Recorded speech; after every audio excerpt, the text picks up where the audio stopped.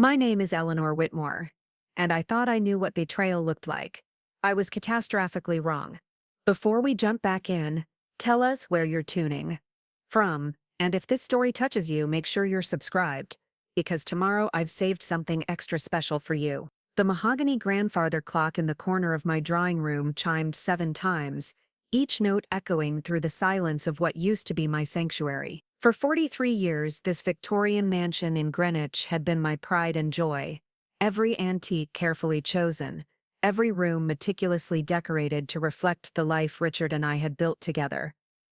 Now it felt like a museum where I was both the curator and the most pitiful exhibit. My son Marcus had moved in 6 months ago, ostensibly to help me manage the estate after his father's passing.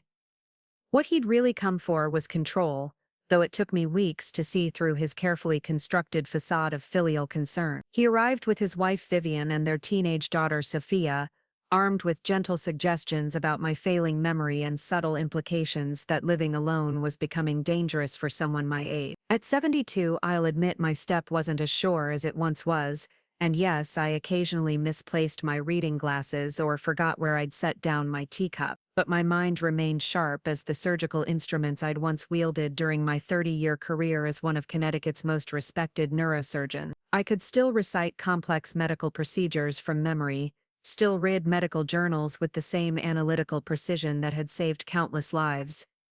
Yet somehow, my own son had convinced himself that these minor lapses meant I was sliding into dementia. The irony was devastating. Marcus, who barely scraped through his MBA and whose idea of intellectual challenge was managing his cryptocurrency portfolio, had appointed himself guardian of my mental faculty. He spoke to me in the patient, condescending tone one might use with a confused child, constantly asking if I'd taken my medications or remembered to eat lunch. When I protested these infantilizing questions, he'd exchange meaningful looks with Vivian, as if my irritation was further proof of cognitive decline. Vivian had embraced her role as the long-suffering daughter-in-law with theatrical enthusiasm. She'd taken over my social calendar, claiming she was protecting me from the stress of entertaining. She'd reorganized my kitchen because the previous arrangement was confusing for someone with memory issues. She'd even convinced Marcus to hide my car keys after I'd supposedly gotten lost driving to the grocery store, an incident I had no memory of because it had never happened. The most insidious part was how they'd begun managing my social interaction. Old colleagues who called were told I was having a difficult day and couldn't come to the phone. Invitations to medical society events were declined on my behalf because large gatherings tend to agitate. Bridge club meetings I'd attended religiously for 15 years suddenly became too stimulating for my condition. Slowly, systematically, they were erasing me from my own life while maintaining the pretense that it was all for my own good. Dr. Sarah Chen, my physician and former colleague, had expressed concern during my last appointment about the reports she was receiving from my family. Marcus had apparently called her office multiple times, describing episodes of confusion and disorientation that bore no resemblance to my actual experiences. When I tried to correct these fabrications, Dr. Chen gently suggested that memory issues often prevented patients from accurately assessing their own cognitive state. The betrayal of having my own medical professional question my mental competency based on my son's lies was almost unbearable. The social isolation was perhaps the cruelest aspect of their campaign. Greenwich society, despite its wealth and sophistication, could be remarkably provincial when it came to mental health issues. Word had spread through the country club and charity circuit that Eleanor Whitmore was declined. Former colleagues stopped returning my calls. Board positions I'd held for years were quietly reassigned to younger members. Invitations to galas and fundraisers dried up entirely. I watched from my bedroom window as neighbors who'd once sought my company now crossed the street to avoid awkward encounters with the once brilliant surgeon, who could no longer be trusted to remember their names. Marcus had convinced everyone, including himself, that he was being noble. He spoke earnestly about the burden of caring for an aging parent, the difficult decisions that had to be made, the heartbreak of watching someone you love lose themselves piece by piece. He performed the role of devoted son with such conviction that I sometimes wondered if he'd genuinely convinced himself of the narrative he'd constructed. The alternative, that he was consciously deliberately destroying my autonomy for his own convenience, was almost too horrific to contemplate. The house itself had become a prison designed to look like care. Child-proof locks had appeared on cabinets containing cleaning supplies ostensibly to prevent me from accidentally ingesting something dangerous. A medication dispenser with daily compartments sat prominently on the kitchen counter as if I couldn't be trusted to manage my own prescriptions. Motion sensors had been installed throughout the house, allegedly for my safety but actually to monitor my movement. Even my beloved library had been reorganized by Vivian, who'd removed books she deemed too complex for my current mental state. The financial implications were becoming increasingly clear as well. Marcus had convinced me to sign a power of attorney document, claiming it would simplify bill paying and banking. What I hadn't realized was how broadly he'd interpret that authority. Credit card statements showed charges I didn't recognize: expensive dinners, shopping sprees, a weekend getaway to Martha's Vineyard. When I questioned these expenditures, Marcus explained patiently that managing my finances was stressful. These were necessary expenses for maintaining the household and caring for my needs. My once substantial investment portfolio was being systematically liquidated,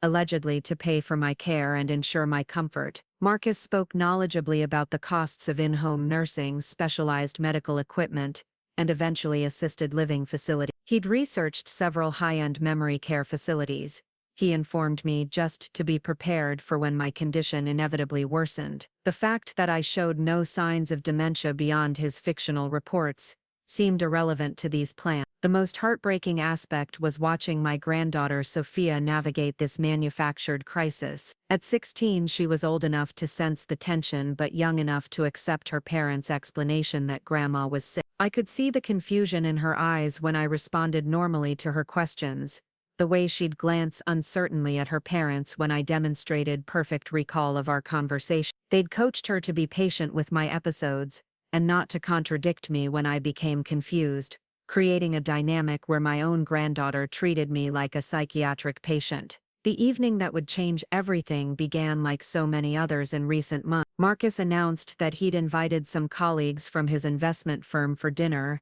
along with their wives. It would be a small gathering, he assured me, nothing too stimulating or overwhelming. Vivian had already planned the menu and hired caterers, because cooking had become too challenging for me. I was welcome to join them for cocktails if I felt up to it, but they'd understand if I preferred to have dinner in my room. The condescension was suffocating. These were business associates Marcus hoped to impress, and my presence was being framed as a potential liability. The woman who'd once hosted elaborate dinner parties for visiting professors and department heads was now considered too mentally compromised to share a meal with investment bankers. The irony wasn't lost on me that Marcus, who'd never successfully managed anything more complex than his own checking account, was entertaining financial professionals in my home while treating me like an incompetent child. I spent the afternoon in my study, supposedly napping but actually researching something that had been nagging at me for weeks. Marcus had been taking what he called stress management medication since moving in with me. I'd noticed the prescription bottles in his bathroom, the way he carefully counted out pills each morning, the slight tremor in his hands when he thought no one was looking. As a neurosurgeon, I'd seen enough prescription drug abuse to recognize the signs, but I'd convinced myself I was being paranoid. Now, with time and motivation to investigate properly, I was uncovering a pattern that explained so much about his recent behavior. The guest list for the evening included Jonathan Pemberton, a senior partner at Marcus's firm, along with his wife Catherine. There would also be David Richardson, another investment advisor, with his wife Amanda. These were people Marcus desperately wanted to impress, potential clients whose approval could accelerate his career. The pressure he felt to present a successful, stable image was enormous, which made my supposed mental decline even more embarrassing for him. Vivian had transformed the dining room into a showcase worthy of Architectural Digest. Fresh flowers adorned every surface. The good china gleamed under the crystal chandelier, and professional caterers moved efficiently between the kitchen and serving area. Everything was designed to project affluence, sophistication, and control. The only potential flaw in this carefully orchestrated performance was me, the declining matriarch whose unpredictable behavior might shatter the illusion at any moment. I dressed carefully for the evening. Preparing and narrating this story took us a lot of time, So if you are enjoying it, subscribe to our channel. It means a lot to us. Now, back to the story. Choosing a navy silk dress that had always been flattering and jewelry that reflected my professional success without being ostentatious. If I was going to be displayed as Marcus's burden, I was determined to look dignified while playing the role. My appearance in the drawing room for pre-dinner cocktails seemed to surprise Vivian, who'd clearly hoped I would opt for the safety of my bedroom. The introductions were painfully awkward. Marcus presented me to his guests with the careful tone of someone handling fragile china. "This is my mother, Eleanor," he said, his hand hovering protectively near my elbow as if I might topple over at any moment.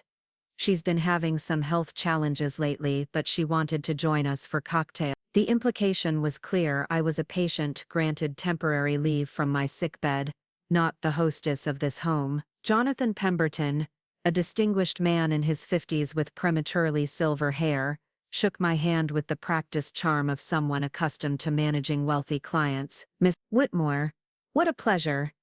Marcus speaks of you often." There was something in his eyes, though, a flicker of assessment that suggested he was cataloging my responses for signs of the mental impairment he'd obviously heard about. Catherine Pemberton, an elegantly groomed woman, who radiated the confidence of someone who'd never worked a day in her life, smiled with the particular brand of pity reserved for the elderly and infirm. "Eleanor, you have such a lovely home. It must be wonderful to have Marcus and Vivian here to help you manage everything." The assumption that I needed managing was built into every word, as if my ownership of this house was now purely theoretical. David Richardson proved to be a younger man, probably in his early 40s, with the aggressive energy of someone still climbing the corporate ladder. His wife Amanda seemed more genuinely kind, but even her warmth carried undertones of sympathy that made my skin crawl. These people had been briefed about my condition before arriving, their expectations carefully managed to ensure they wouldn't be shocked by whatever bizarre behavior might emerge during the evening. The cocktail conversation flowed around safe topics: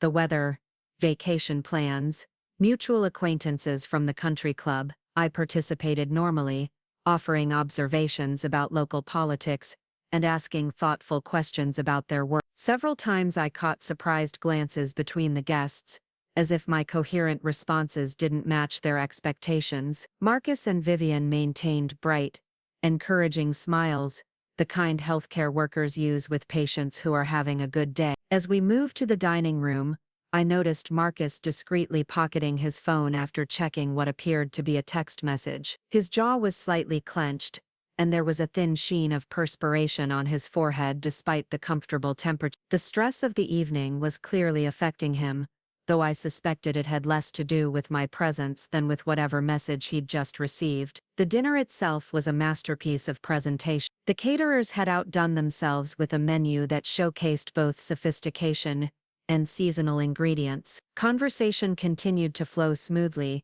with Marcus playing the role of successful son managing both his career and his family responsibilities with admirable grace. Vivian charmed the wives with discussions of her charity work and the challenges of caring for an aging relative. I was included in the conversation, but in a carefully managed way, as if my contributions needed to be monitored for appropriateness. It was during the main course that everything began to unravel. Marcus had been drinking steadily throughout the evening, his wineglass never empty despite the server's attentive refill. His voice had grown slightly louder, his gestures more expansive, and his carefully maintained facade was beginning to crack around the edges. When Jonathan asked about my background, Marcus's response revealed the depth of his resentment and the extent of his delusion. "Mother had quite a career before her decline," he said, his tone mixing pride with condescension. "She was a surgeon, actually, neurosurgery, very demanding field, very stressful. We think that might have contributed to her current challenge." He gestured vaguely in my direction, as if I were a case study rather than his parent.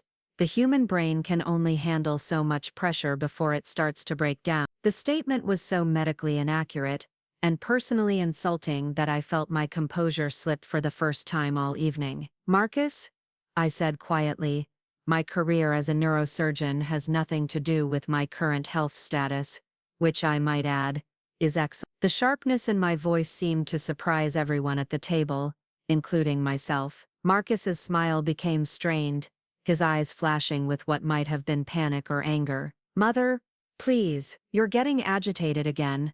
Remember what Dr. Chen said about avoiding stressful conversation." He turned to the table with an expression of patient suffering. "She has good days and bad days. The evening medications sometimes make her a bit combative." The word hung in the air like an accusation. Combative, as if my objection to being mischaracterized was a symptom of mental illness rather than a rational response to his lies. I could see the guests processing this information, their expressions shifting from polite interest to uncomfortable sympathy. In their minds, they were witnessing the tragic spectacle of a once brilliant woman, unable to accept her own decline. But Marcus wasn't finished. Perhaps emboldened by the wine or desperate to regain control of the narrative, he continued with devastating precision. "The hardest part is that she doesn't remember having episodes. Just last week, she insisted she'd never gotten lost driving to the store, even though Vivian had to pick her up from the police station.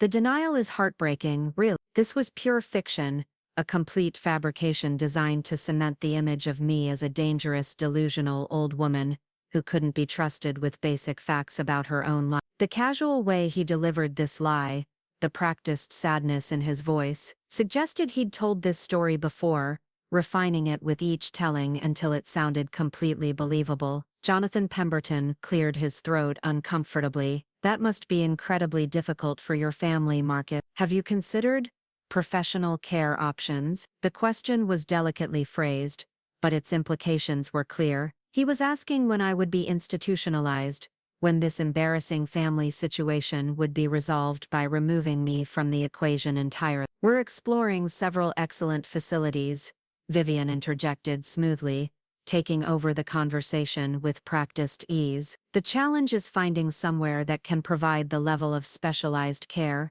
Mother needs, while maintaining her dignity. Some of these memory care units are absolutely beautiful, more like luxury hotels than medical facilities." They were discussing my future incarceration as if I weren't sitting 3 feet away, as if my presence was so negligible that they could plan my disposal without consideration for my feelings or preferences. The conversation had moved beyond mere embarrassment into something actively cruel, a public humiliation designed to establish once and for all that Eleanor Whitmore was no longer a person whose opinions mattered. David Richardson's wife, Amanda, seemed increasingly uncomfortable with the direction of the conversation. "Perhaps we should change the subject," she suggested gently, glancing at me with something approaching kindness. "This must be difficult for Mrs. Whitmore to hear." "Oh, she won't remember this conversation tomorrow," Marcus said with a dismissive wave of his hand. "Short-term memory is practically non-existent at this point. It's actually a blessing in some ways. She doesn't retain the embarrassment of these episodes." He paused to take another sip of wine, his confidence growing with each fabrication. "Last month she called the police, because she thought we were strangers who'd broken into her house. Spent 20 minutes insisting she'd never seen us before in her life. The officers were very understanding, but it was humiliating. Another complete lie, delivered with such conviction that I found myself questioning my own memories for a moment. Had something like this happened? Was it possible that my mind was playing tricks on me, that I was the unreliable narrator of my own life? The doubt lasted only seconds before my medical training reasserted itself. I knew the signs of dementia, had diagnosed it countless times in my career. Whatever was happening to me, it wasn't cognitive decline. The realization crystallized everything I'd been suspecting about Marcus's behavior, his motivations, and his methods. This wasn't misguided concern or honest confusion about my mental state. This was a calculated campaign of psychological warfare designed to discredit me completely, to make my own perceptions seem unreliable while positioning him as the responsible son, managing an impossible situation. The financial implications were staggering.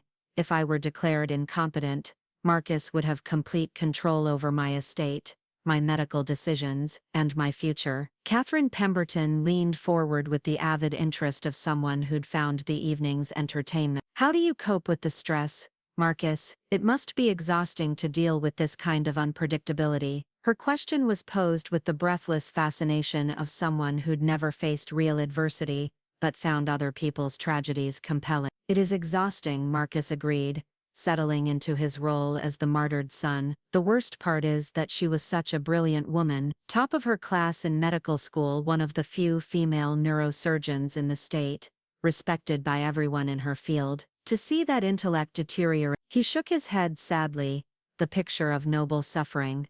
"But that's what makes it so dangerous," Vivian added, her voice carrying the authority of someone who'd researched the topic thoroughly. "People with higher intelligence often develop elaborate coping mechanisms that can mask their decline for years. They become very skilled at hiding their confusion, at deflecting questions they can't answer. Mother can still sound perfectly rational for short periods, which makes it difficult for outsiders to understand the severity of her condition. This was sophisticated gaslighting, a carefully constructed narrative that explained away any evidence contradicting their version of events. If I seemed lucid and rational, it was because I was skilled at hiding my deterioration. If I objected to their characterizations, it was because I was agitated and combative. If I remembered events differently than they did, it was because my memory was unreliable. They'd created a closed logical system that made any defense I might offer seem like further proof of my incompetence. Jonathan Pemberton nodded thoughtfully.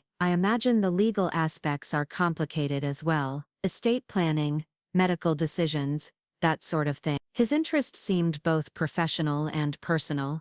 As a financial advisor, he understood the implications of mental incapacity on wealth management. "Incredibly complicated," Marcus confirmed. "Fortunately, Mother had the foresight to establish a power of attorney while she was still competent. It's been essential for managing her finances and making healthcare decisions. She's no longer capable of understanding complex financial matters or evaluating medical treatment options." The power of attorney he'd pressured me into signing 6 months ago, presented as a simple precaution that would make bill paying easier. I was beginning to understand how thoroughly I'd been manipulated, how each seemingly innocent request had been part of a larger strategy to strip away my autonomy piece by piece. The legal documents, the medical reports, the social isolation, everything had been carefully orchestrated to support the narrative of my incompetence. As the evening progressed, Marcus grew bolder in his fabrication. He described episodes of paranoia where I'd accused him of stealing from me,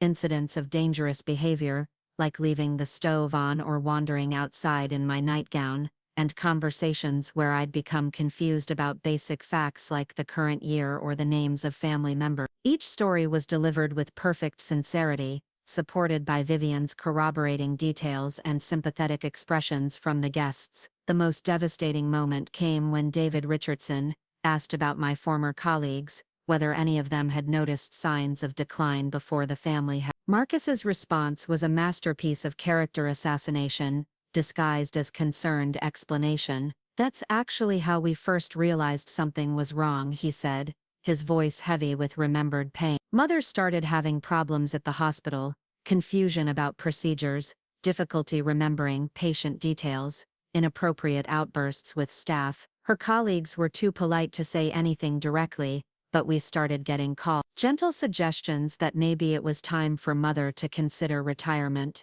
hints that her behavior was becoming concerning. This was perhaps the cruelest lie of all because it perverted the truth so completely. I had retired voluntarily at 70, after a distinguished career with no black marks on my record. My farewell party had been attended by hundreds of colleagues, who spoke glowingly of my contributions to the field. The idea that I'd been pushed out due to incompetence was not only false, but deliberately designed to destroy any credibility I might have with people who'd known me professionally. Of course, she has no memory of those incidents, Vivian added smoothly. In her mind, she retired at the height of her career, respected and admired by everyone. The brain has ways of protecting itself from traumatic memories, but it makes treatment more difficult when the patient can't acknowledge the problem. I sat in stunned silence as my own son and daughter-in-law systematically destroyed my reputation, my credibility and my identity in front of complete strangers. Every objection I might make had been preemptively discredited, every defense I could offer transformed into evidence of my mental decline. They'd created a perfect trap, a situation where struggling against their characterization only seemed to prove their point. But as Marcus continued his performance, fueled by wine and the rapt attention of his audience, I noticed something that made my medical instincts sharpen with sudden focus. His hands had developed a slight tremor that became more pronounced as the evening progressed. His pupils were dilated despite the bright dining room lighting. Most tellingly, he kept touching his nose in a subtle gesture I recognized from my years treating addiction patients. The prescription bottles I'd seen in his bathroom, the stress management medication he'd mentioned, the financial pressure that might drive someone to desperate measures. Suddenly, everything clicked into place with the precision of a surgical diagnosis. Marcus wasn't just lying about my mental state, he was hiding his own substance abuse problem. The irony was staggering.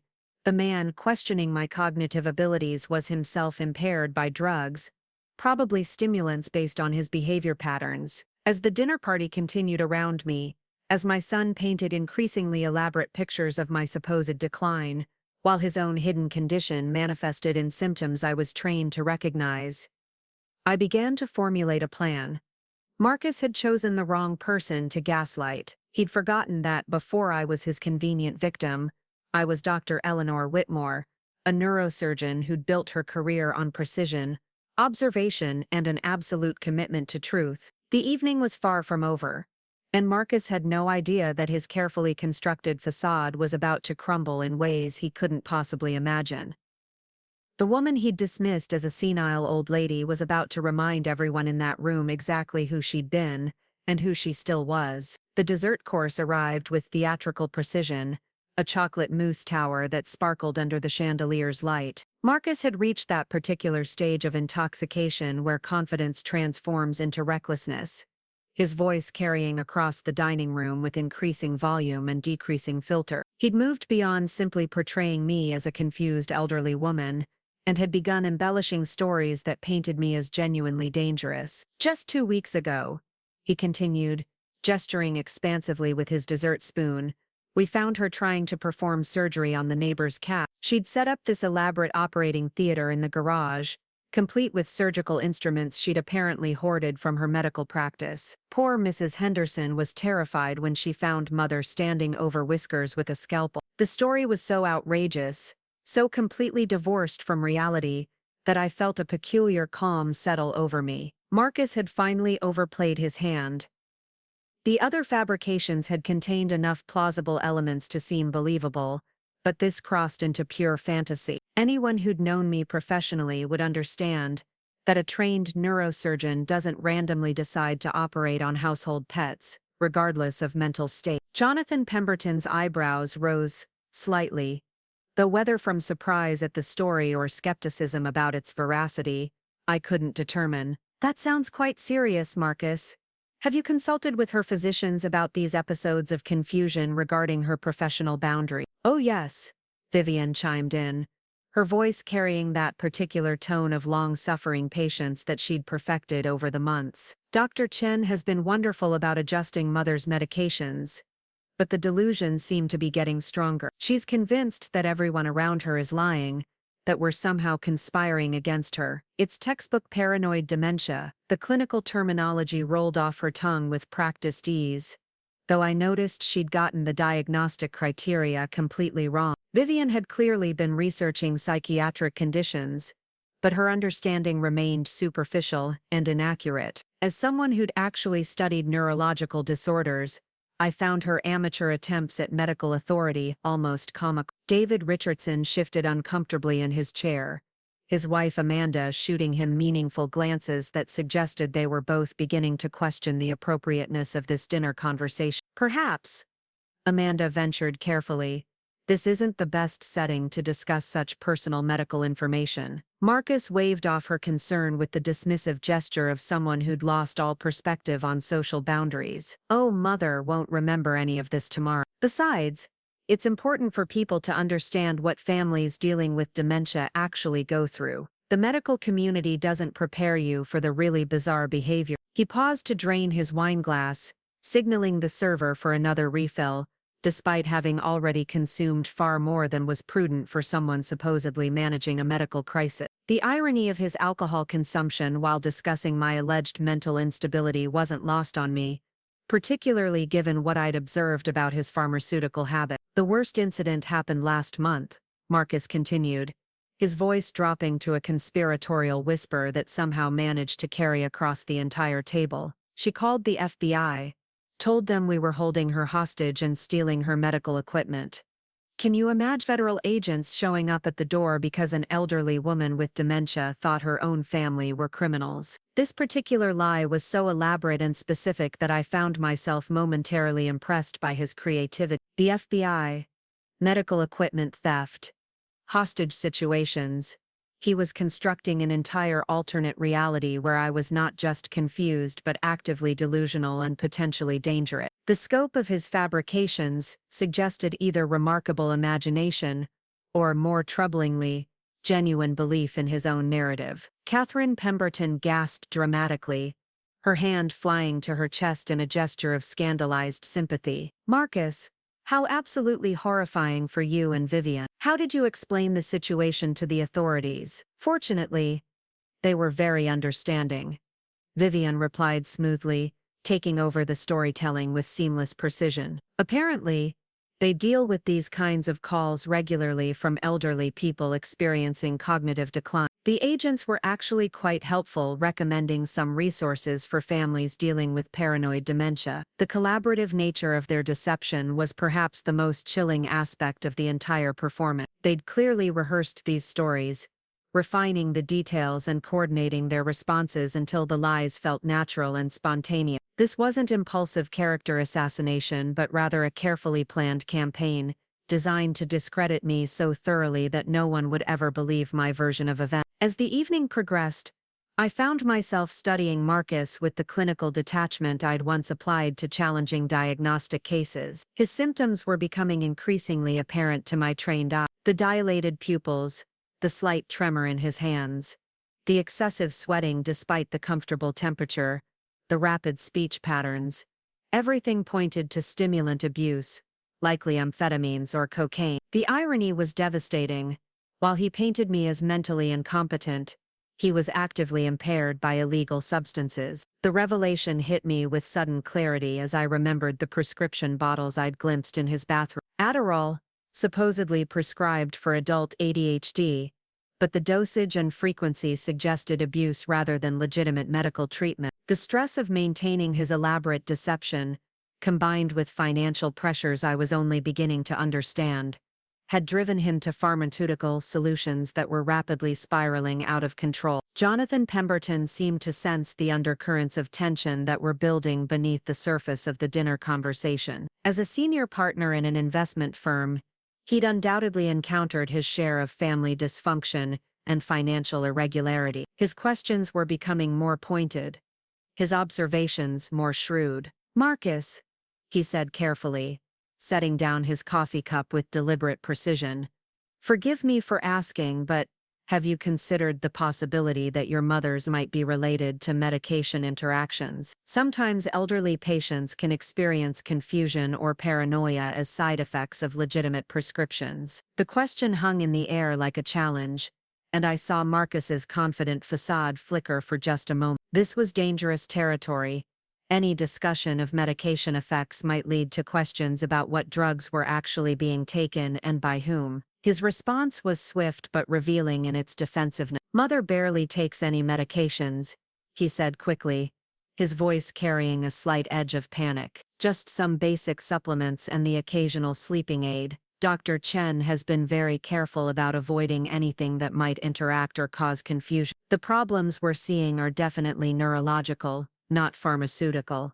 The lie was so blatant that I felt compelled to speak up for the first time in over an hour. Actually, Marcus, I take several prescription medications for blood pressure and arthritis. You manage my pill dispenser yourself every week. My voice was steady and clear, cutting through the dinner conversation with surgical precision. The correction seemed to surprise everyone at the table, including Marcus, who'd apparently forgotten that his fictional version of my medication regimen contradicted the elaborate pill management system he'd implemented as part of his control strategy. For a moment, silence stretched across the dining room as the guests processed this discrepancy. "Mother, please," Marcus said, his voice tight with barely controlled irritation. "You're confusing your vitamins with actual medications again. This is exactly the kind of mix-up Chen warned us about."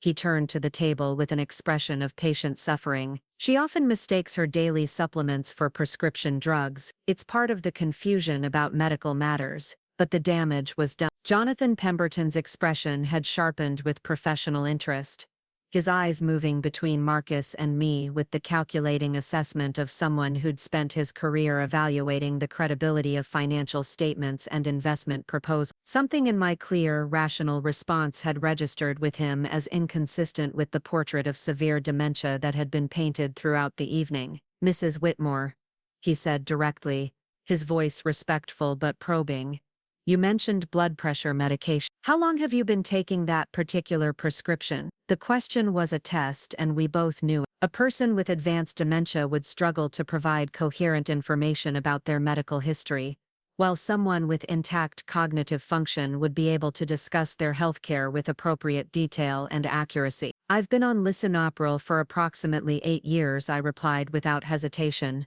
10 milligrams daily, taken in the morning with food to minimize gastrointestinal irritation. My last blood pressure reading was 130/85, which is slightly elevated but within acceptable range for someone my age. The medical specificity of my response clearly surprised the guests, who'd been led to expect confused rambling or frustrated silence. Marcus's face had gone pale, beads of perspiration visible on his forehead.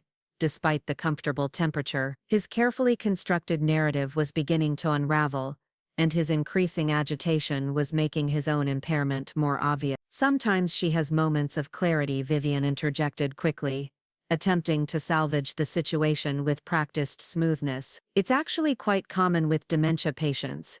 They can seem perfectly rational for brief periods before the confusion returns. It makes the condition particularly heartbreaking because you catch glimpses of who they used to be." But Jonathan Pemberton wasn't satisfied with this explanation. His background in financial analysis had trained him to spot inconsistencies and probe deeper when something didn't add up. "Miss Whitmore, could you tell me about your medical background? Marcus mentioned you were a surgeon." This was the opening I'd been waiting for, the chance to demonstrate that my professional knowledge remained not only intact but sharp as ever. "I was a neurosurgeon," I said, my voice carrying the quiet authority that had once commanded operating rooms. "I completed my residency at Johns Hopkins, followed by a fellowship in pediatric neurosurgery at Children's Hospital Boston. I practiced for 30 years, specializing in brain tumor removal and trauma surgery." The clinical precision of my response created a moment of stunned silence around the table. This wasn't the confused rambling of a dementia patient, but the clear, organized thinking of a medical professional discussing her career. Marcus looked like he was about to be sick, his hands trembling visibly as he reached for his wine glass. "That's quite impressive," David Richardson said, his voice carrying newfound respect. "Neurosurgery is incredibly demanding. You must have had remarkable training and experience." "The training was rigorous," I agreed, warming to the subject as I saw the guests' perceptions beginning to shift. "Neurosurgery requires absolute precision and constant learning. The brain is extraordinarily complex, and surgical techniques are always evolving. Even in retirement, I continue reading medical journals and attending virtual conferences to stay current with developments in the field." Amanda Richardson leaned forward with genuine interest, her earlier sympathy replaced by curiosity about my professional background. "Do you miss practicing medicine? It must be difficult to step away from such meaningful work." "I miss the intellectual challenges and the opportunity to help patients," I replied honestly, "but I retired voluntarily when I felt it was appropriate. Surgery demands physical stamina and absolute mental acuity. I wanted to leave while I was still at the top of my game rather than risk any compromise to patient safety." The contrast between my articulate discussion of complex medical concepts and Marcus's portrayal of me as a confused, dangerous woman was becoming impossible to ignore. Catherine Pemberton looked genuinely puzzled. glancing between Marcus and me as if trying to reconcile these contradictory presentations. "Marcus," she said carefully, "your mother seems quite lucid this evening.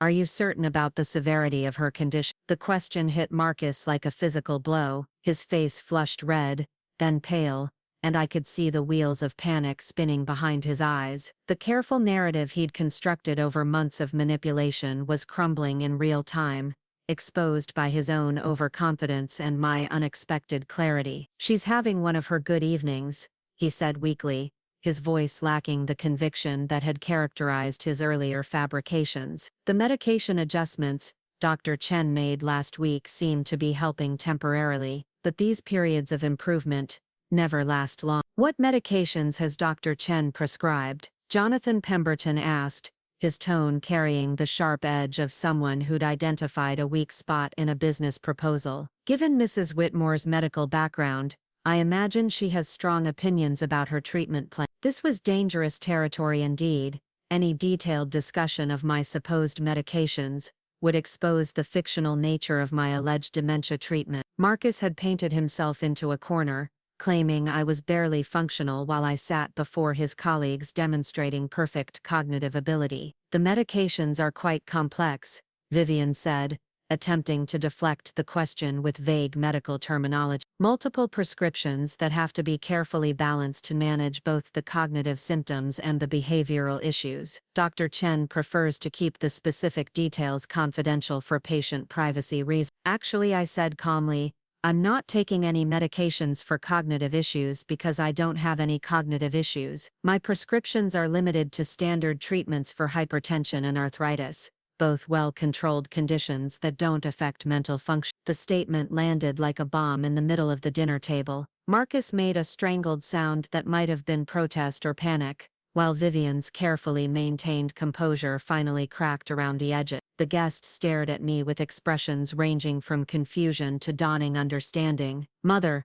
please," Marcus said, desperately, "you're having one of your episodes again. You don't remember the diagnosis, the medications, the incidents we've discussed with Dr. Chen." But his voice lacked conviction now, and his own symptoms were becoming increasingly apparent to anyone paying attention. The tremor in his hands had worsened, his speech was slightly slurred despite his attempts to control it, and his pupils remained abnormally dilated. The irony of a drug-impaired man questioning someone else's mental competency was becoming impossible to ignore. Jonathan Pemberton's expression had shifted from polite confusion to sharp professional skepticism. As someone who'd built his career on evaluating risk and identifying deception, he was clearly processing the discrepancies between Marcus's claims and the evidence before his eyes. "Mrs. Whitmore," he said directly, "would you be comfortable discussing your current mental health with your physician, in front of witnesses? If there's been some misunderstanding about your condition,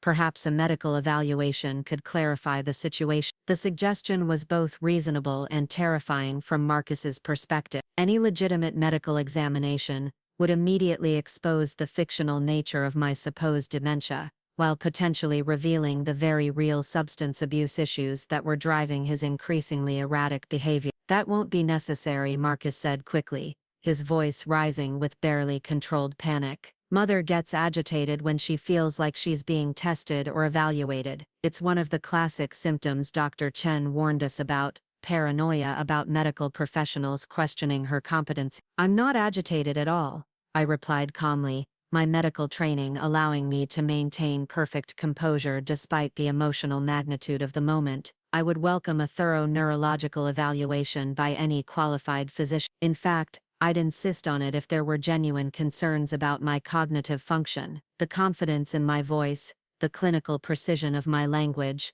and the logical consistency of my responses were painting a picture that contradicted everything Marcus had claimed about my mental state. Around the table I could see the guests beginning to question, not just his characterization of my condition, but his motives for presenting such a distorted version of reality. David Richardson cleared his throat uncomfortably, his business instincts warning him that he'd wandered into a family conflict far more complex and potentially explosive than a simple case of elderly decline. "Perhaps this is a conversation that should happen privately," between family members and medical professionals. No, I said firmly, my voice carrying the authority that had once commanded surgical teams through life and death procedure. This conversation has already been made public by my son's decision to share confidential medical information, albeit fictional medical information, with business associates. If Marcus is going to discuss my alleged mental incompetency in front of strangers, then I have every right to defend myself in the same forum. The directness of my response seemed to surprise everyone, including myself. For months I'd allowed Marcus and Vivian to control the narrative, to shape perceptions of my condition, without meaningful resistance. But something about the sheer audacity of this evening's performance had triggered a response rooted in decades of professional confidence and personal dignity. Marcus looked genuinely terrified now, his earlier confidence completely evaporated as he realized the extent to which his fabrications were being exposed. His hands shook as he reached for his water glass, and I noticed him glance toward the exit as if calculating whether he could simply flee the situation entirely. The truth is quite simple, I continued, my voice steady and clear in the stunned silence of the dining room. I am a 72-year-old retired neurosurgeon in excellent mental health. I have no cognitive impairment, no memory issues beyond the minor lapses normal for my age,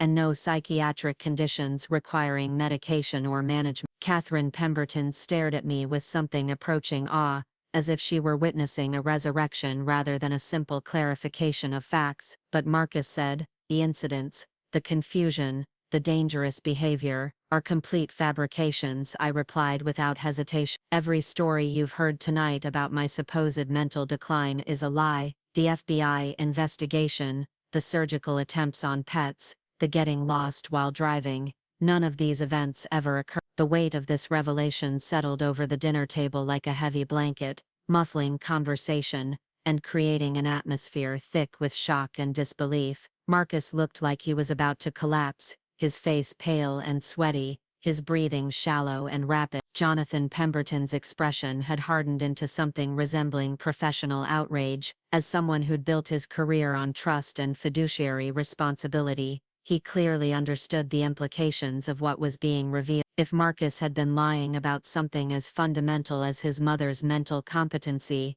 what other deceptions might be lurking beneath the surface of his carefully constructed persona? Marcus, he said quietly, his voice carrying the deadly calm of someone who'd identified a serious problem, I think you need to explain what's really going on here. But Marcus seemed incapable of coherent response. His earlier articulate confidence had been replaced by stammering confusion and obvious physical distress. The stimulants that had fueled his elaborate performance were now working against him, making his agitation and impairment impossible to hide. I think, I said calmly, reaching into my purse to retrieve a manila folder I'd prepared earlier that evening. It's time everyone understood exactly who has been experiencing mental health issues in this family. The folder contained photocopies of medical records, prescription receipts, and financial documents that painted a very different picture than the one Marcus had been presenting. As I spread the papers across the dinner table, I felt the same clinical satisfaction I'd once experienced when reaching a difficult diagnosis after months of careful investigation. These are Marcus's actual medical records, I explained, my voice carrying the authority of someone presenting evidence in a courtroom. Prescription histories, doctor visits, and insurance claims that tell a very interesting story about substance abuse, financial pressure, and psychological manipulation. Marcus lunged forward as if to grab the documents, but his coordination was too compromised by whatever he'd taken earlier. He stumbled against the table, sending wine glasses, toppling and confirming everyone's suspicions about his current state of impairment.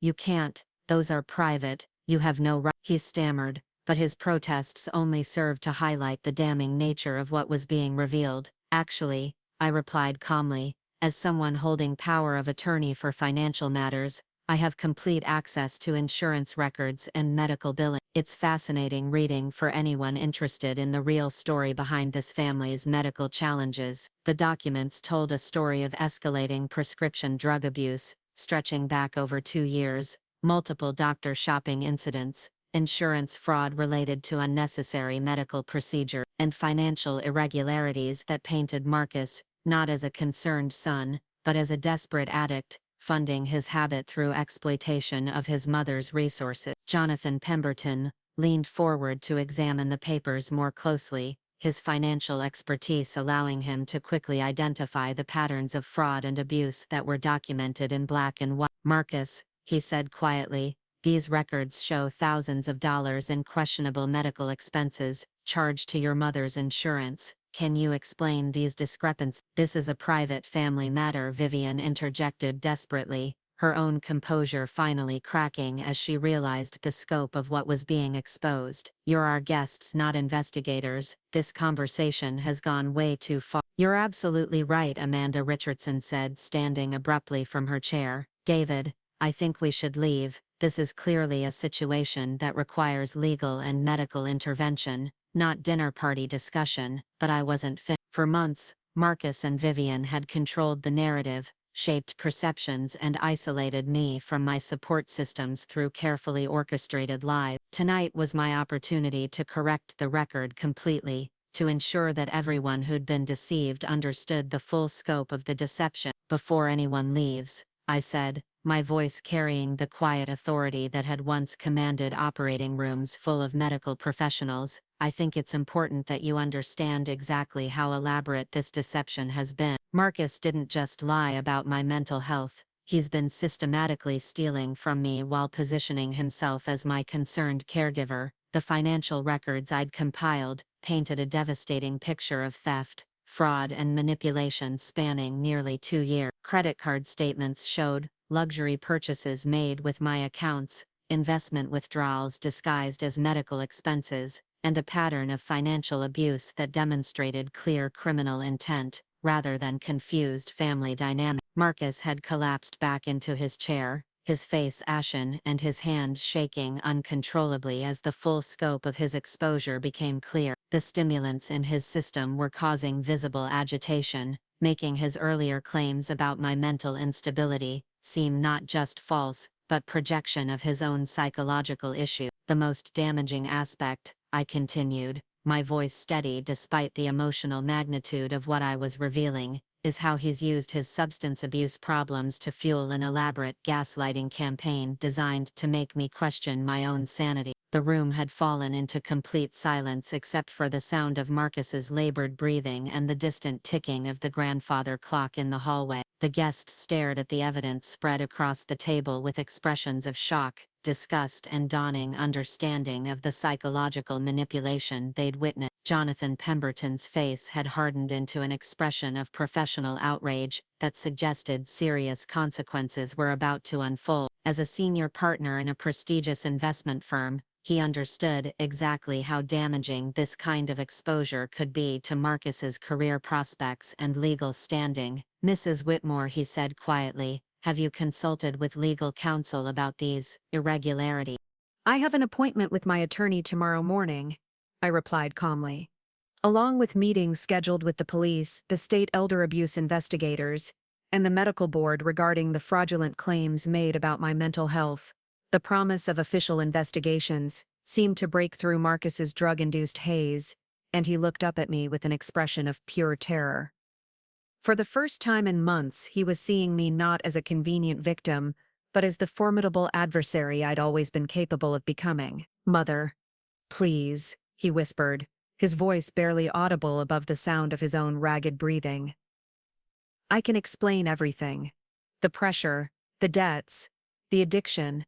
I never meant for it to go this far." "But it did go this far, Marcus," I replied without sympathy. "You convinced people I was mentally incompetent. You stole thousands of dollars from my accounts. You isolated me from my friends and professional colleagues.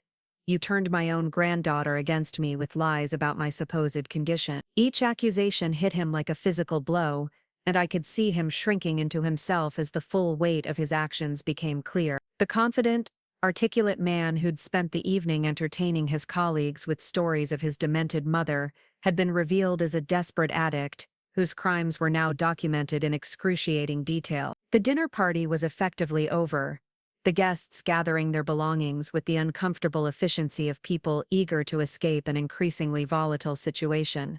But the damage to Marcus's reputation and career prospects was already complete. By tomorrow morning, everyone in his professional circle would know exactly what kind of man he really was.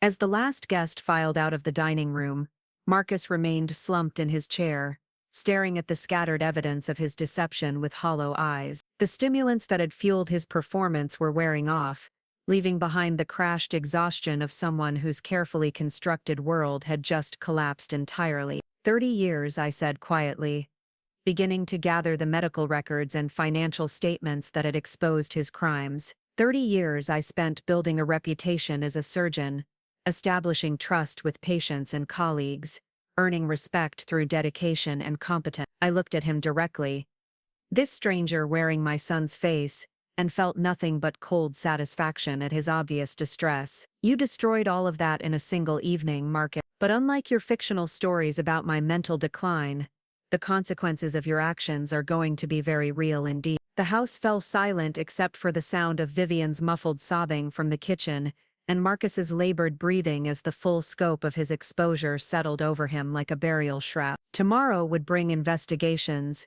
legal proceedings, and the complete unraveling of the life he'd built on lies and exploitation. But tonight, for the first time in months, Eleanor Whitmore was exactly who she'd always been, brilliant, dangerous, and absolutely unwilling to be underestimated by anyone, especially her own family. The morning sun filtered through the antique lace curtains of my bedroom, casting intricate shadows across the Persian rug that had been a wedding gift from Richard's grandmother 45 years ago. For the first time in months, I woke feeling genuinely rested, unburdened by the psychological weight of constant gaslighting and manipulation. The house was eerily quiet. Marcus and Vivian had apparently spent the night in hushed emergency conferences, their panicked whispers occasionally drifting up from the kitchen through the old mansion's thin floor. I dressed with particular care, choosing a charcoal gray suit that had served me well during difficult medical consultations and hospital board meetings. Today would require the same professional composure I'd once brought to delivering devastating diagnoses or explaining complex surgical procedures to anxious families. The difference was that instead of helping people navigate medical crises, I would be systematically dismantling the life my son had built on lies and stolen resources. My first appointment was scheduled for 9 o'clock with Patricia Hawthorne, the attorney who'd handled Richard's estate and had been fielding increasingly concerned calls from me over the past several weeks. Patricia had initially dismissed my worries about Marcus's behavior as typical family stress following a spouse's death, but the evidence I'd compiled would require a complete reassessment of the situation. The law offices of Hawthorne, Sterling and Associates occupied the top 3 floors of a granite building in downtown Greenwich, with windows overlooking the harbor where million-dollar yachts bobbed at their moorings like expensive toys. Patricia's corner office reflected both her professional success and her understanding of how to impress wealthy clients. Original oil paintings, handmade furniture, and law books bound in leather that probably cost more than most people's monthly salary. Patricia herself was a woman in her early 60s with silver hair styled in a perfect bob, and the kind of understated elegance that spoke of old money and Ivy League credentials. She'd known Richard professionally for over 2 decades and had expressed genuine sympathy when he passed, but her demeanor this morning suggested she was prepared for serious business rather than social condolences. "Eleanor," she said, rising from behind her massive desk to greet me with a firm handshake, "I have to say, your phone call yesterday evening was quite concerning. Financial irregularities, medical fraud, possible elder abuse, these are serious accusations that require careful legal consideration." I settled into the leather chair across from her desk and opened the briefcase I'd packed with meticulous care the night before. "Patricia, what I'm about to show you represents 2 years of systematic theft, fraud, and psychological manipulation, orchestrated by my own son. The evidence is extensive and I believe conclusive."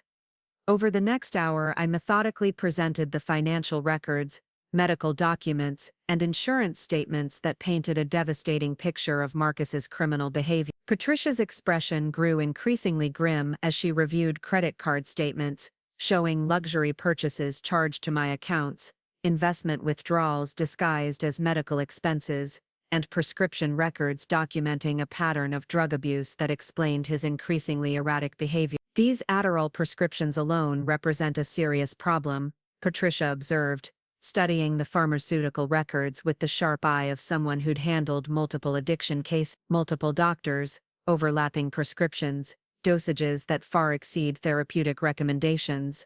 This is classic drug-seeking behavior. Combined with the financial irregularities, we're looking at potential criminal charges ranging from elder abuse to insurance fraud. The validation felt like vindication after months of being told that my perceptions were unreliable, and my concerns were symptoms of mental decline. Patricia's professional assessment confirmed what I'd suspected. Marcus wasn't a devoted son managing a difficult family situation, but rather a desperate addict, funding his habit through exploitation of his mother's vulnerability. The psychological manipulation aspect is particularly disturbing, Patricia continued, reviewing the documentation I'd compiled about Marcus's campaign to convince everyone of my supposed dementia. Gaslighting an elderly parent to this extent could constitute psychological abuse under Connecticut state law. The fact that he's been making false claims about your mental competency while stealing your money adds several layers of legal exposure. We spent another hour discussing strategy and potential outcome. Patricia recommended immediate action on multiple fronts, freezing the financial accounts Marcus had access to, filing reports with both local police and state elder abuse investigators, and initiating legal proceedings to revoke the power of attorney documents he'd obtained through deception. The scope of the legal response would send a clear message that his behavior had consequences far beyond family disappointment. I want to be absolutely clear about something, Eleanor, Patricia said, as our meeting concluded. Once we initiate these proceedings, there's no going back to family harmony. Marcus will face serious criminal charges, potential imprisonment, and complete destruction of his professional reputation. Are you prepared for that level of consequence? The question hung in the air between us, heavy with implications about forgiveness, family loyalty, and the price of justice. 6 months ago, I might have hesitated, clinging to some fantasy that love could overcome betrayal or that family bonds required infinite patience with destructive behavior. But the woman sitting in Patricia's office was no longer the confused, isolated victim Marcus had tried to create. Patricia, I said calmly, my son convinced people I was mentally incompetent while stealing thousands of dollars from my accounts. He isolated me from my friends, destroyed my professional reputation, and turned my granddaughter against me with elaborate lies. The Marcus who would deserve forgiveness died the moment he decided I was more valuable as a victim than as his mother. My next stop was the Greenwich Police Department, a modern brick building that managed to look both welcoming and authoritative. Detective Sarah Martinez, who specialized in elder abuse cases, had agreed to meet with me based on Patricia's preliminary phone call. Detective Martinez was a woman in her 40s with intelligent brown eyes, and the kind of direct manner that suggested she'd seen enough human cruelty to appreciate both evidence and justice. The police interview lasted nearly 3 hours as I walked Detective Martinez through the entire scope of Marcus's deception. She took detailed notes, photographed the financial documents, and asked probing questions that demonstrated her understanding of how psychological manipulation worked in elder abuse cases. Her professional assessment was even more damning than Patricia's legal analysis. Miss Whitmore, in my 15 years handling these kinds of cases, I've rarely seen such systematic and premeditated abuse, Detective Martinez said,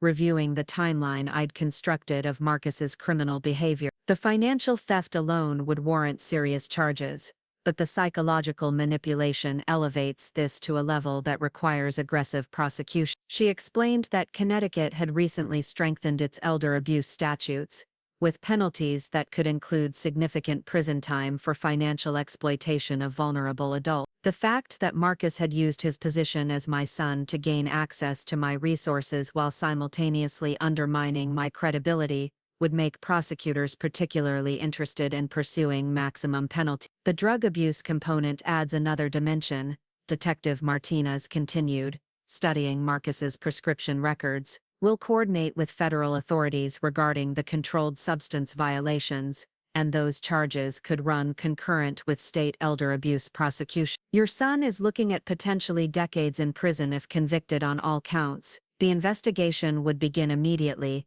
with warrants issued for Marcus's financial records, medical files, and electronic communication. Detective Martinez assured me that my safety would be prioritized throughout the process, though she didn't expect Marcus to pose any physical threat given his current psychological state and drug dependence. By the time I returned home that afternoon, Marcus and Vivian had apparently reached some kind of decision about their situation. Their suitcases were packed and sitting by the front door, and they both looked like they'd spent the night in emergency crisis mode rather than sleeping. Marcus appeared particularly haggard, with dark circles under his eyes, and the telltale tremor of someone whose drug supply had been interrupted. "Mother," Vivian began as I entered the foyer, her voice carrying a desperate kind of diplomacy.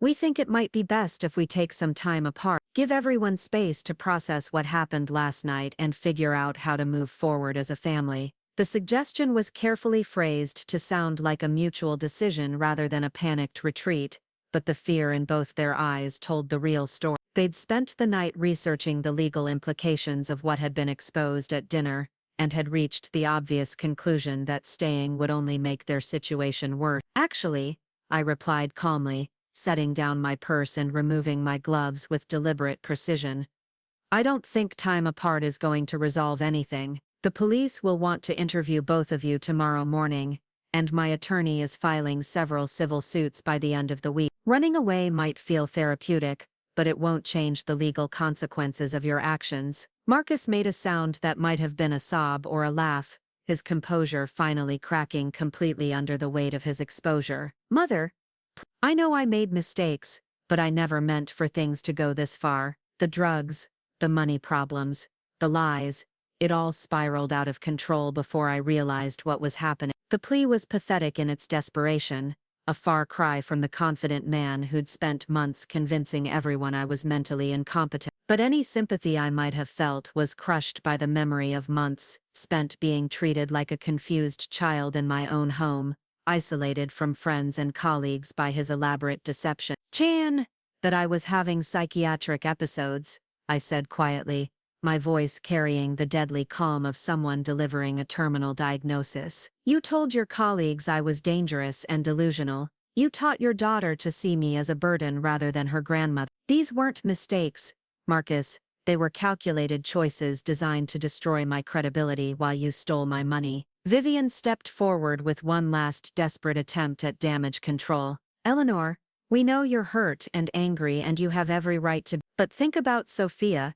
She's just a child who doesn't understand what's happening. Do you really want to destroy her father and tear apart her family over money that can be repaid?" The manipulation was expertly delivered, invoking my granddaughter's welfare as a shield against consequences for her parents' criminal behavior. But the woman they were addressing was no longer the confused, isolated victim they'd spent months creating. Dr. Eleanor Whitmore had returned, and she understood exactly how predators used emotional leverage to avoid accountability. "Sophia is 16 years old," I replied without emotion, which is certainly old enough to learn that actions have consequences. If her father goes to prison for elder abuse and financial fraud, she'll understand that criminals face justice regardless of their family connection. If anything, this will be an educational experience about the importance of treating elderly family members with respect, rather than seeing them as resources to be exploited. The cold finality in my voice seemed to break through Marcus's drug-addled desperation,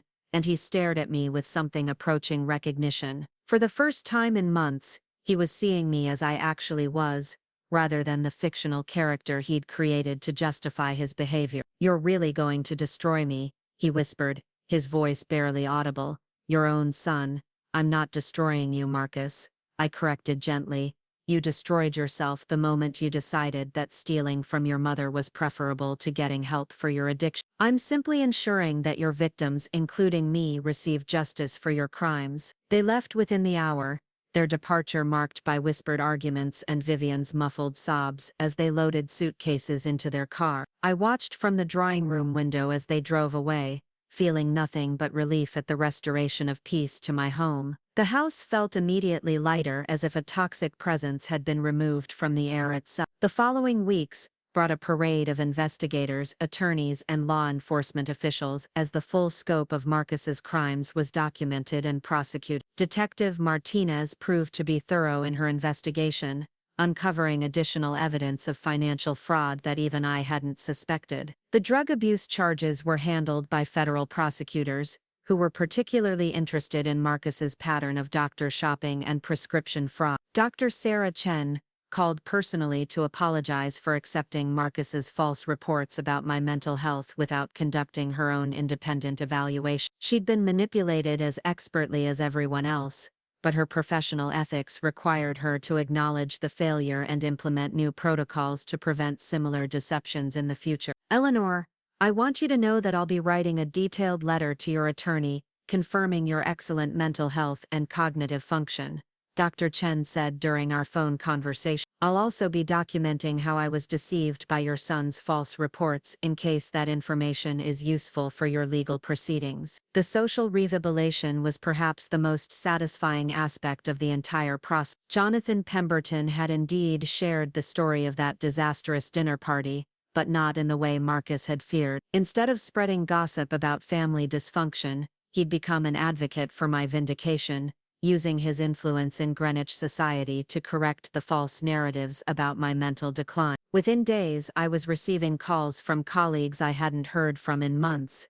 invitations to medical society events I'd been excluded from, and board positions that had been quietly made available again. The social isolation that had been so carefully orchestrated was rapidly reversed as people understood they'd been deceived about my condition. Miss Anderson, my neighbor whose cat had supposedly been the victim of my fictional surgical delusions, stopped by to express her bewilderment about the entire situation. That cat has never been healthier, and you've never shown anything but appropriate affection for pets. I can't imagine why your son would fabricate such a bizarre tale. The bridge club welcomed me back with genuine warmth and not a little curiosity about what had really been happening during my months of absence. These were intelligent women who'd suspected something was amiss but had been too polite to probe into what they assumed were private family medical matters. Now they felt comfortable expressing their relief that the Eleanor they'd known and respected had never actually disappeared. The legal proceedings moved forward with mechanical precision. Marcus was arrested on multiple felony charges including elder abuse, financial fraud, insurance fraud, and federal drug violation. The evidence was so overwhelming that his court-appointed attorney recommended immediate plea negotiations, rather than risking trial and maximum sentence. Vivian faced her own legal challenges related to her complicity in the financial fraud, and her active participation in the psychological manipulation campaign. While her charges were less serious than Marcus's, she was looking at significant prison time and complete destruction of the comfortable lifestyle she'd built on stolen resources. The most heartbreaking aspect was the impact on Sophia, though I'd meant what I told her parents about the educational value of consequence. She was staying with Vivian's sister in California while her parents' legal situations were resolved, and the distance gave her perspective on the family dynamics she'd been too young to understand. She called me 3 weeks after her parents' arrest, her voice small and confused but remarkably mature for her age. "Grandma Eleanor, I'm sorry for believing the things they told me about you being sick. I should have known better because you never acted confused when we talked, but I trusted my parents to tell me the truth." The conversation was painful but necessary, allowing both of us to begin healing from the damage Marcus and Vivian had inflicted on our relationship. Sophia was intelligent enough to understand that her parents had committed serious crimes while using her as emotional leverage to avoid consequences. "I want you to know that I love you and I never stopped loving you, even when I believed you were sick," she continued, her voice stronger now. "And I understand why you had to call the police and everything. They stole from you and lied about you, and that's not okay just because they're family." The maturity in her response gave me hope that at least one positive outcome might emerge from this devastating situation. Sophia was learning important lessons about integrity, consequences, and the difference between love and enablement that would serve her well throughout her life. The financial recovery took months, but was eventually complete. Patricia's forensic accountants tracked down every dollar Marcus had stolen,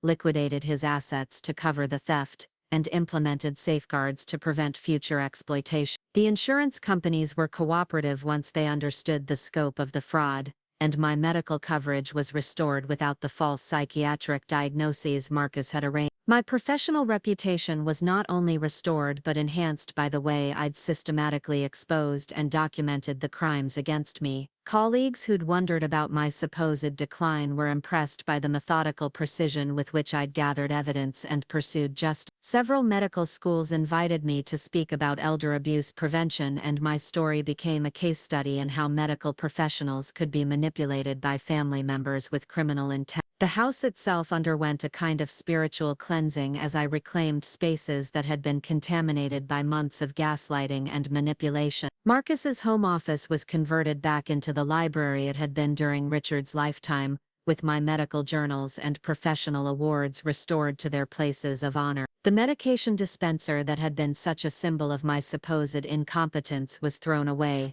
replaced by a simple weekly pill organizer appropriate for someone managing normal age-related health maintenance. Marcus's sentencing hearing was scheduled for a gray December morning 6 months after his arrest. I attended not out of familial obligation but because I wanted to see justice completed in the same methodical way I'd once completed complex surgical procedures. The courtroom was nearly empty except for lawyers, court officials, and me. Marcus's former colleagues and friends had abandoned him entirely once his crimes became public knowledge. He looked terrible, thin and hollow-eyed from months of supervised drug withdrawal and the psychological stress of facing decades in prison. The confident, articulate man who'd entertained dinner guests with stories of his demented mother had been replaced by a broken figure in an ill-fitting suit who could barely make eye contact with the judge. His attorney made a perfunctory plea for leniency based on his addiction issues and supposed remorse, but the evidence of premeditation and systematic abuse made such arguments futile. Judge Catherine Morrison, a stern woman with decades of experience in criminal law, delivered a sentence that reflected both the severity of the crimes and the vulnerability of the victim. "Franklin," she said, her voice carrying the weight of absolute authority, "you systematically abused the trust of an elderly parent, stole substantial sums of money and engaged in a campaign of psychological manipulation that could have destroyed your mother's life and reputation. The fact that she was strong enough and smart enough to expose your crimes doesn't diminish their severity or your culpability." Marcus received 12 years in federal prison for the drug-related charges and 8 years in state prison for the elder abuse and financial fraud, with the sentences to run consecutively rather than concurrent. At 46 years old he would be nearly 67 when released, assuming he served his full term without early parole. Vivian received 5 years for her complicity in the financial fraud and her active participation in the psychological manipulation campaign. Her sentence was lighter due to her cooperation with prosecutors and her lack of a prior criminal record, but it would still mean the complete destruction of the comfortable lifestyle she'd tried to maintain, through criminal means. As the bailiff led Marcus away in handcuffs, he turned to look at me one last time. I saw no trace of the son I'd raised, the child I'd loved unconditionally, the young man I'd supported through law school and early career struggle. The person staring at me from across that courtroom was a stranger who'd chosen drugs and theft over family loyalty, manipulation over honesty, and cruelty over love. I felt nothing watching him disappear into the custody of the prison system, no sadness, no regret, no maternal instinct to somehow rescue him from the consequences of his choices. The woman who might have felt such emotions had died months ago under the systematic assault of his gaslighting campaign. What remained was Dr. Eleanor Whitmore, a person who understood that some betrayals were too complete for forgiveness and some crimes required absolute justice. The drive home from the courthouse took me through the familiar streets of Greenwich, past the country club where I'd been quietly readmitted to full membership, past the medical center where colleagues now greeted me with restored respect, past the shops and restaurants where I was no longer treated like a confused elderly woman, but as the sharp, accomplished professional I'd always been. The house welcomed me back with the warm embrace of a space that had been cleansed of toxic influences and restored to its rightful purpose as my sanctuary. I poured myself a glass of wine, the good wine that Marcus had been drinking while destroying my reputation, and settled into Richard's favorite chair to watch the winter sunset paint the sky in shades of gold and crimson. The grandfather clock in the hallway chimed 6 times, each note clear and resonant in the peaceful silence of my reclaimed home. For the first time in over 2 years I was completely alone, completely safe and completely free from the psychological manipulation that had nearly destroyed my sense of self. Tomorrow would bring new possibilities, perhaps a return to consulting work, maybe volunteer teaching at the medical school, possibly even writing about my experiences to help other families recognize and prevent elder abuse. The woman who'd been systematically diminished and discredited had not only survived but emerged stronger, more focused, and more determined than ever. I raised my wine glass in a silent toast to the portrait of Richard hanging above the fireplace, the man who'd loved and respected me for exactly who I was, rather than trying to reshape me into someone more convenient for his purposes. Justice served, I said aloud, my voice carrying the quiet satisfaction of someone who'd seen truth triumph over deception. The house settled around me with the comfortable sounds of an old building at rest, no longer contaminated by the presence of people who saw me as a resource to be exploited rather than a person to be cherished. Marcus had gambled that he could destroy my credibility completely enough to steal my money and my freedom without consequences. He'd learned definitively and expensively that some people are far more dangerous when underestimated than when respected. Eleanor Whitmore had spent 30 years saving lives,